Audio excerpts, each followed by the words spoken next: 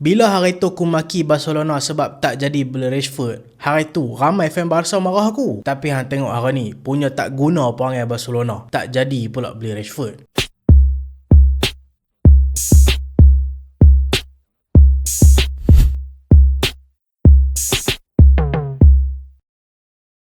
Assalamualaikum dan selamat datang ke Pala Bola United. So dalam video kali ni kita nak bincangkan pasal isu semasa berkenaan transfer Manchester United. So sebelum habis musim ni kita dah kira-kira tahu kemungkinan keuntungan Manchester United. Sebab MU confirm akan lepaskan Rasmus Højlund yang memang dah confirm pergi ke pasukan Napoli, akan lepaskan Casemiro yang ada tangga gaji yang cukup tinggi 300,000 seminggu, dan akan lepaskan Marcus Rashford. Antara pemain dengan gaji tertinggi juga dekat Manchester United, dan Barcelona masa tu kata kemungkinan mereka nak bayar 30 juta euro. Tapi tiba-tiba bila habis musim, Barcelona tukar plan. Barcelona kata tak mau beli Rashford. Dah lah mereka tak mau beli Rashford. Murah je mat, 30 juta euro saja. Tu pun Barca tak ada duit. Orang cakap kelab miskin marah. Dah lah tak jadi beli Rashford. Mereka boleh pergi beli pula Anthony Gordon daripada Newcastle. Harga 2 kali ganda lagi lebih daripada Rashford tau. Rashford 30 juta euro sahaja, tapi Barca boleh beli Anthony Gordon dengan harga 80 juta euro.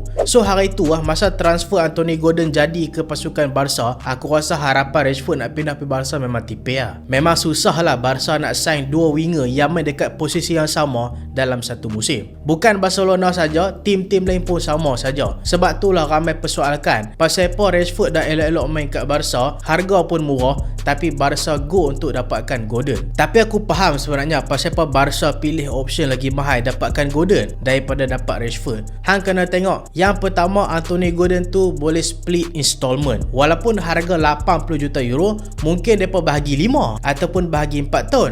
Contoh kalau bagi 4 tahun, setahun baru bayar 20 juta euro ke pasukan Newcastle United. Yang kedua adalah gaji Anthony Gordon lagi terjangkau compare dengan Rashford. Rashford gaji dia dekat MU tak silap aku dalam 300,000 juga kot. Ke 200 ke 300,000. So bila gaji dia tinggi macam tu, takkanlah dia pindah ke Barcelona dia nak downgrade gaji dia. Barca mestilah kena bagi gaji lebih kurang. So tu masalah dia. Yang ketiga adalah daripada segi gameplay. Kita sebagai fan yang jarang tengok game Barcelona, memang kita akan kata Rashford perform. Sebab kalau hampa tengok musim ni dia berjaya skor 14 gol dan buat 11 assist dalam 49 game dengan pasukan Barca. Tapi sebenarnya Rashford dekat Barcelona masih Rashford yang kita kenal dekat Manchester United. Pemain yang banyak buang chances. Kalau dia skor 1 gol dalam game tu, mungkin dia skor tu lepas dia buang 4 chances besar. Yang kedua, dia ni malah pressing. Dia ni bukanlah nak kata malah, tapi dia tak rajin pressing. Dia tak sampailah level pemalah. Cuma kalau kita nak kata dia ni push habis-habisan pressing apa semua, bukan Rashford lah orangnya. Sedangkan Anthony Gordon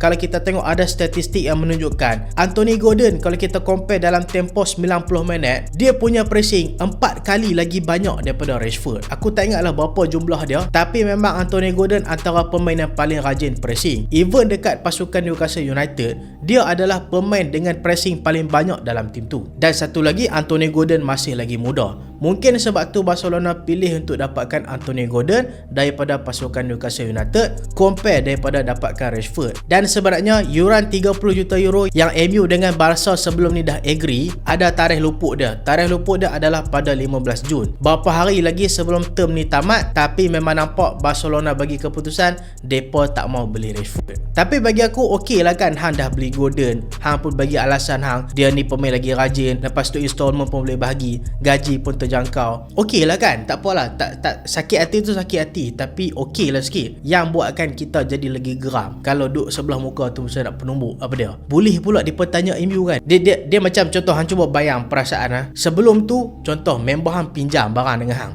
Dia pinjam, dia kata, kalau sedap pakai ni, aku nak beli tau. Hang pun dah lah susah nak bagi pinjam barang ke kawan hang. Tapi sebabkan memang hang nak jual barang tu, tak apalah bagi dia rasa pakai dulu. Dia pun pinjam lah pakai, dia seronok apa semua. Tiba-tiba dia kata tak jadi beli ke hang. Lepas tu hang pun kata macam, okey lah tak apa.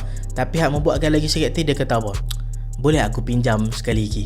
Macam tu Mat. Barca boleh pula kata macam tu. Dah lah tak jadi beli Rashford, nak pinjam lagi sekali pula. Oi, sakit hati betul. So aku rasa mungkin Manchester United tak payahlah berurusan dengan pasukan Barcelona. Aku tahu Rashford pun nak ke pasukan Barca, tapi kalau aku jadi Rashford, aku tengok cara Barca bagi treatment macam tu dekat aku tak mau pergi Barca. Sebab aku rasa macam mereka tak value aku sebagai pemain. Paling kurang belilah Rashford tu, tapi dah tak mau beli tu, tak mau belilah kan, ni nak pinjam sekali lagi. So aku rasa mungkin sama ni, lagi-lagi lepas Piala Dunia mungkin keputusan sama ada dua, Rashford akan kekal dekat Manchester United ataupun dia akan keluar, tapi bukan ke pasukan Barcelona secara pinjaman. Tolonglah MU, jangan pinjamkan Rashford tu ke pasukan Barca. Rashford tu bukan teruk sangat macam level Sancho apa semua. Aku rasa dia still ada peminat. Cuma masalah dia adalah gaji saja. So kita tengok isu transfer yang kedua adalah isu goalkeeper crisis. Manchester United sebenarnya lah ni ada goalkeeper crisis, walaupun kita ada Sam Lamont dan juga walaupun Tom Heaton.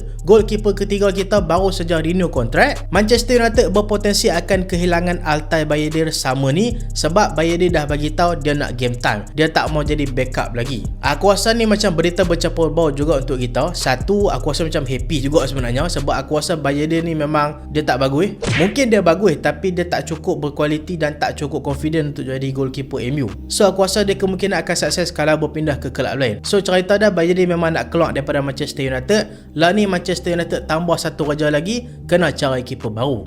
Menurut kalau kita tengok wartawan macam Ben Jacobs bagi tahu, Manchester United lah ni tengah target Karl Darlow, goalkeeper veteran pasukan Leeds United, untuk jadi backup kepada Lemers. Tapi aku rasa daripada kita ambil Karl Darlow yang dah veteran, mungkin kita boleh bagi peluang dekat Radek Vitek yang musim lepas pemain terbaik untuk pasukan Bristol City masa dia dipinjamkan dekat sana. Cuma satu problem je aku rasa, sebab Vitek bila dia dah perform dengan pasukan Bristol, dia demand tau, dia nak main first E dengan Manchester United. Kita semua dah sedap dah dan dah selesa dengan Sam Lamont. So aku tak rasa dia boleh main first E dengan Manchester United. Cuma aku harapkan kalau MU tak boleh bagi peluang dekat dia main first E sekalipun, paling kurang bagi dia stay satu musim, bagi dia fight dengan Lemon. So kita boleh tengok Lemon pun tak selesa sangat, Vitek pun ada competition. Aku harapkan jadi macam dululah waktu zaman De Gea dekat MU dulu, waktu tu ada Dean Henderson. Aku rasa cerita dia mungkin akan berulang macam tu. Ataupun hampa rasa kita patut dapatkan goalkeeper baru. Bagi aku Bayindir memang patut keluar daripada Manchester United lah. Sebab contoh, kalau alasan Lemon injured, hampa confident ke Bayindir nak main? Tak. Sebab tu aku rasa Bayindir stay ke, Bayindir tak stay ke,